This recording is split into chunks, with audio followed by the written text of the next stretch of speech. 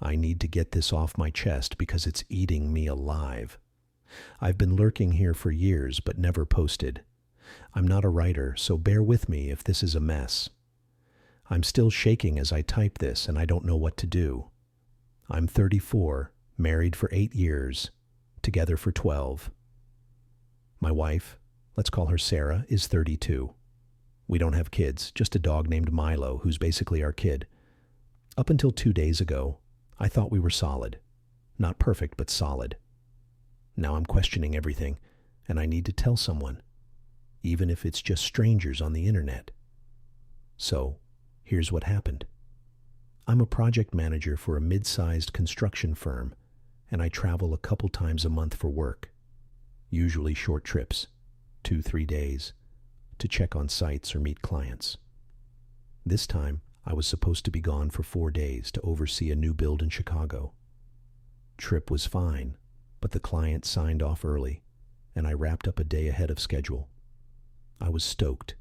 Extra day off, save on hotel costs, get home to Sarah and Milo. I didn't tell her I was coming back early, not for any sneaky reason, just thought it'd be a fun surprise.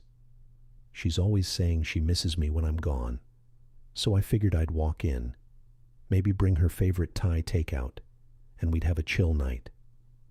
I got home around 4 p.m. on Wednesday.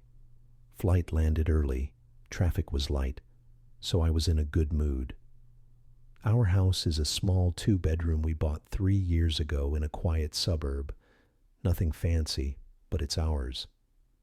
I parked a block away because our driveway's tight and I didn't want to block her car.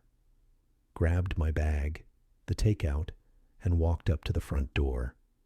It was quiet, no barking from Milo, which was weird because he usually loses his mind when I get home. I figured he was napping or something. Unlocked the door, stepped inside. The living room was tidy, same as always. Sarah's big on keeping things neat.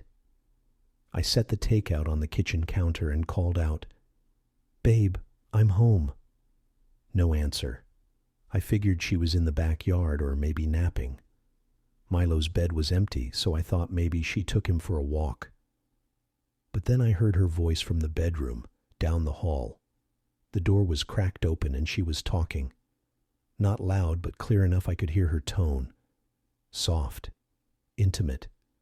The kind of voice she uses when she's being sweet or flirty. My stomach did a little flip, not in a good way. I don't know why, but I didn't call out again. I just stood there, listening. She said, "I know, I miss you too. It's been too long." Then a pause, like she was listening to someone. My heart started pounding. I thought, is she on the phone? But it didn't sound like a phone call. The way her voice carried, it was like someone was in the room with her. I took a step closer, quiet as I could, and that's when I heard it clear as day. "I wish you didn't have to go. I hate sneaking around like this." My whole body went cold, like ice in my veins cold. I couldn't move for a second. My brain was screaming, "What the hell is going on?"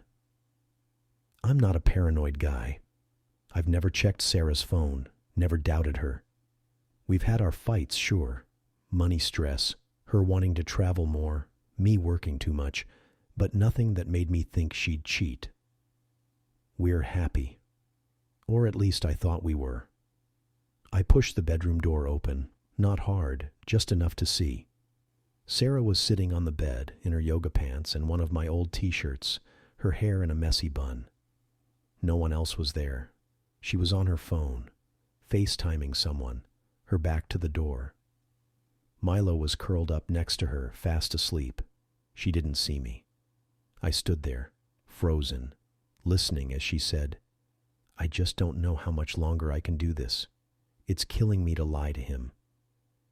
I must have made a noise, a creak on the floor or something, because she whipped around, saw me, and her face went white, like ghost white. She fumbled the phone, and I heard a man's voice say, "Sarah, you okay?" before she hung up fast. She stared at me, mouth open, and said, "Oh my God, you're home. Why didn't you tell me?"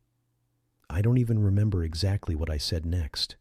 I think it was something like, "Who the hell was that?" My voice was shaking, and I felt like I was going to puke.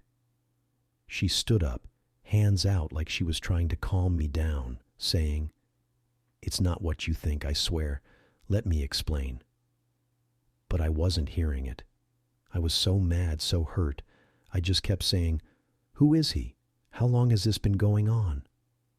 Milo woke up, started whining, and that made it worse because I hate when he's stressed. She kept trying to talk, but I was too pissed. I walked out to the living room, grabbed my bag, and said I needed air. She followed me, crying, saying, "Please, it's not what you think. Just listen." But I couldn't. I got in my car and drove to a Starbucks a few miles away, sat in the parking lot for an hour, just staring at my phone.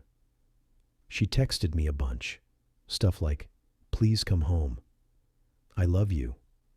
It's not what you're thinking." I didn't reply. I couldn't. My head was spinning. Here's where it gets messy. I started thinking about the last few months. Sarah's been weird. Not obvious, but little things. She's been on her phone more, smiling at texts when she thought I wasn't looking. She started going to this new yoga class 3 nights a week, which I didn't think much of because she's always been into fitness. But now I'm wondering if there's a guy there. She's been distant too, not cold, but like she's got something on her mind. I thought it was work stress. She's a graphic designer and has a big client project due soon. But now I'm second-guessing everything. I went back home around 7 p.m. because I didn't know where else to go. Sarah was on the couch, red-eyed. Milo curled up next to her. She looked wrecked. I sat down across from her and said, "Tell me everything, now." And she did, or at least she told me something. I don't know if I believe it. She said the guy on the phone was her old college friend, Jake. They dated briefly before we met, but she swears it was nothing serious, just a fling. He moved to Seattle years ago, and they hadn't talked much since. But a few months ago, he reached out on Instagram, said he was going through a rough divorce and needed a friend. Sarah felt bad for him, so they started talking. Texts at first, then calls, then FaceTime. She says it's not physical, never has been, but she admitted it's gotten too close. She said she felt trapped because she didn't want to hurt me, but she also didn't want to cut Jake off because he's in a bad place. She swears she hasn't cheated, but she knows she crossed a line by keeping it secret. I asked her why. She said, "I hate sneaking around, and I can't keep lying." She said she meant lying to me about talking to Jake, not that she's sleeping with him. She said she didn't tell me because she knew I'd be upset, and she thought, "Yasin," she kept saying, "I'm so sorry. I love you. I didn't mean for this to happen." I don't know what to believe. Part of me wants to trust her because she's never given me a reason not to before. But the way she was talking to him, that soft voice, the "I miss you," it doesn't feel like just friends. And why hide it if it's innocent? I asked to see her phone and she hesitated but gave it to me. I saw their texts, nothing explicit but a lot of, "I wish we could talk more," and heart emojis from him. She says she never sent those back, but I'm not sure I buy it. I didn't check her deleted messages or anything because I felt gross doing it. We talked until midnight, going in circles. She cried a lot. Said she'd cut contact with Jake, that she'd do anything to fix this. I told her I need time to think. I slept in the guest room last night and it felt so wrong. Milo kept pawing at the door, confused why I wasn't in our bed. Today I'm at work, but I can't focus. My boss asked if I'm okay, and I just mumbled something about being tired. Reddit. I'm lost. I love Sarah. We've built a life together.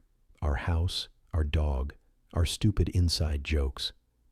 But I can't stop picturing her on that call, saying those words.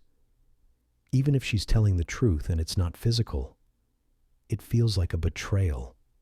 Emotional cheating is still cheating, right? But then I think, what if I'm overreacting? Maybe she's just trying to help a friend, and I'm blowing it out of proportion. I don't know. I'm scared to confront her again because I don't want to hear something worse. I'm scared to leave because I don't want to lose her. I'm scared to stay because I don't know if I can trust her. I keep thinking about what she said. I don't know how much longer I can do this. What does that even mean? Is she unhappy with me? Is she in love with this guy? I feel like I'm losing my mind. Has anyone been through this? How do you rebuild trust after something like this?